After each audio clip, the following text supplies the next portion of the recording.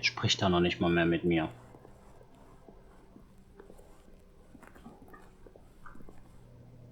When Stanley came to a set of 2 open doors, he entered the door on his left. Kannst mich mal, du hast This mir nicht was not the geholfen. correct way to the meeting room, and Stanley knew it perfectly well.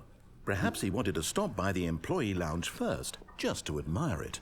Lass mich, ich bin pissig. Wow, yes, this room. But eager to get back to business, Stanley took the first open door on his left.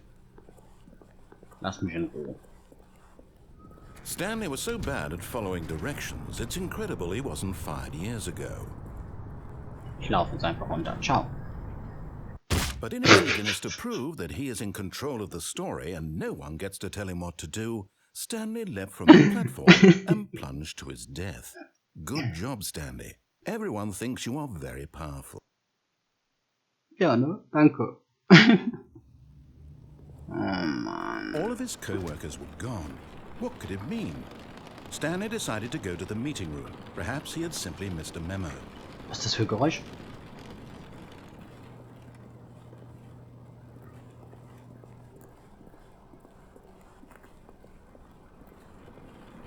When Stanley came to a set of 2 open Volles doors, Geräusch. he entered the door on his left.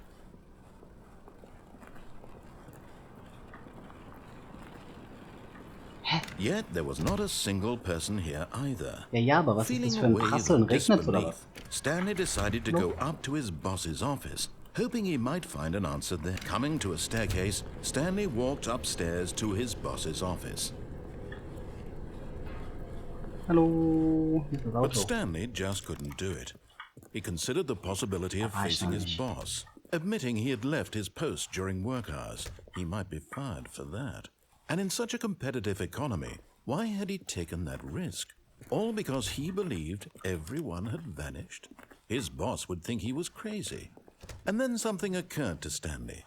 Maybe, he thought to himself, maybe I am crazy.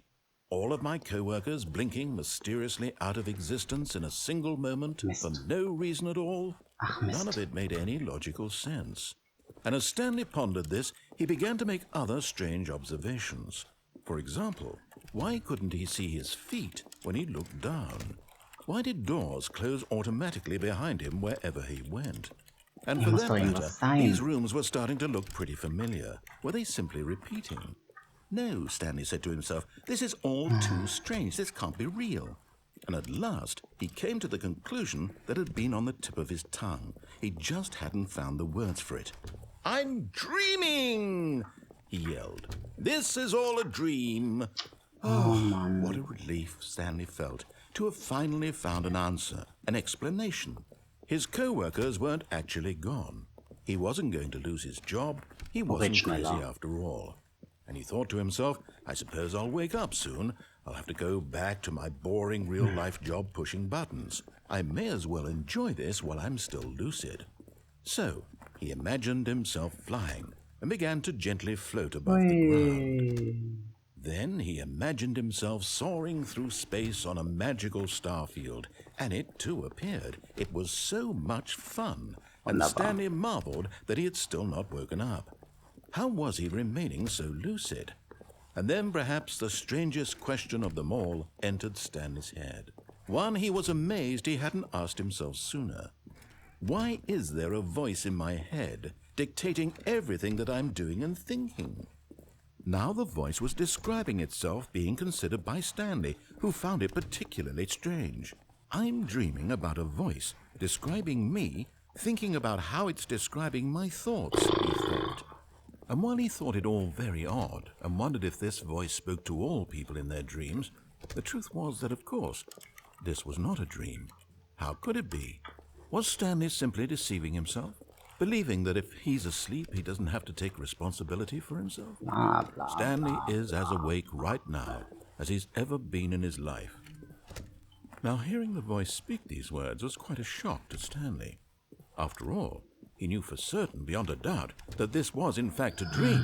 Did the voice not see him float and make the magical stars just a moment ago? How else would the voice explain all that? This voice was a part of himself too. Surely, if he could just... He would prove it. He would prove that he was in control, that this was a dream. So he closed his eyes gently, and he invited himself to wake up. He felt the cool weight of the blanket on his skin, the press of the mattress on his back, the fresh air of a world outside this one. Let me wake up, he thought to himself. I'm through with this dream. I wish it to be over. Let me go back to my job. Let me continue pushing the buttons. Please, it's all I want. I want my apartment, and my wife, and my job. All I want is my life exactly the way it's always been. My life is normal. I am normal. Everything will be fine. I am okay.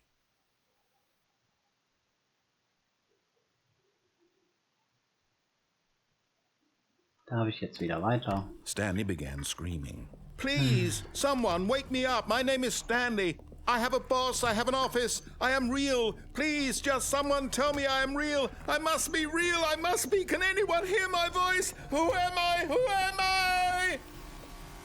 And everything went black. Das hatten wir doch alles schon. This is the story of a woman named Mariella. Yeah.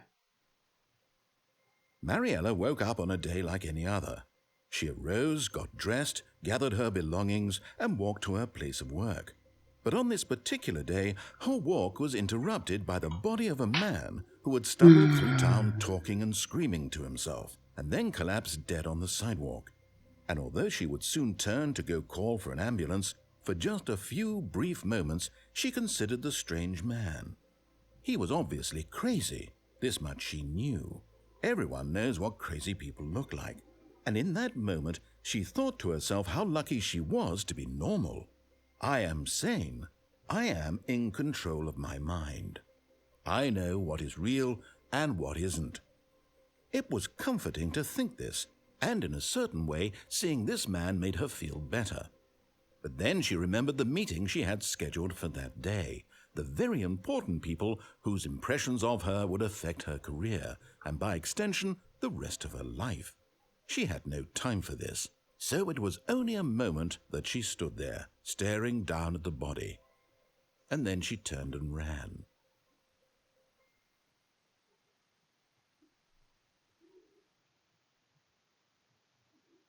Haben wir's jetzt. Danke.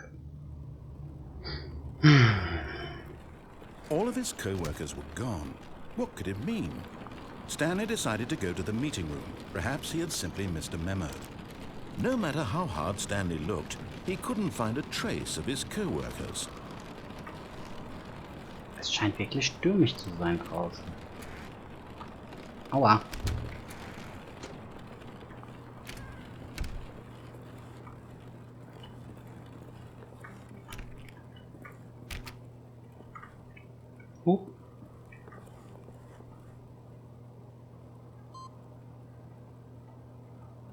Was?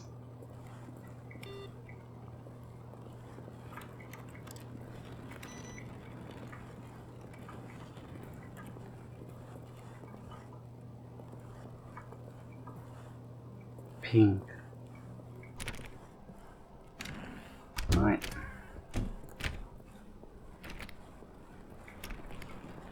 When Stanley came to a set of 2 open doors, he entered the door on his left.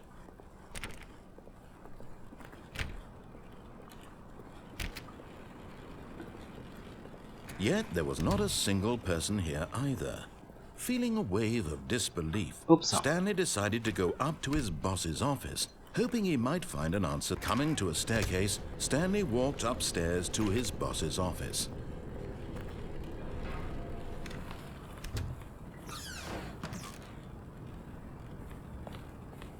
Bla bla bla. Ach, schon Here's the offen. door, just go. Dankeschön.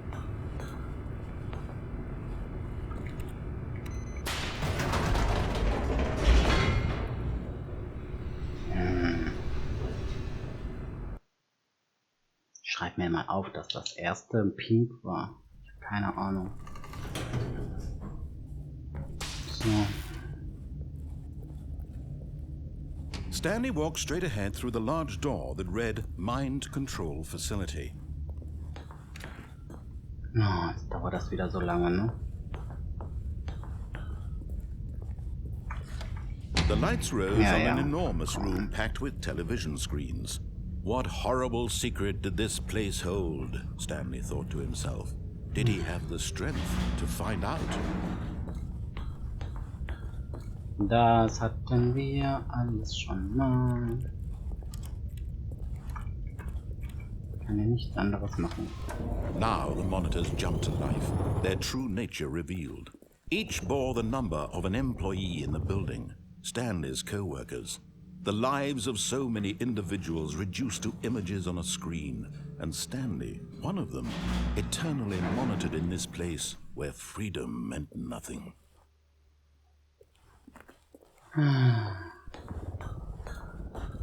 Ja. Weiter geht's. This mind control facility, it was too horrible to believe. It couldn't be true. Had Stanley really been under someone's control all this time?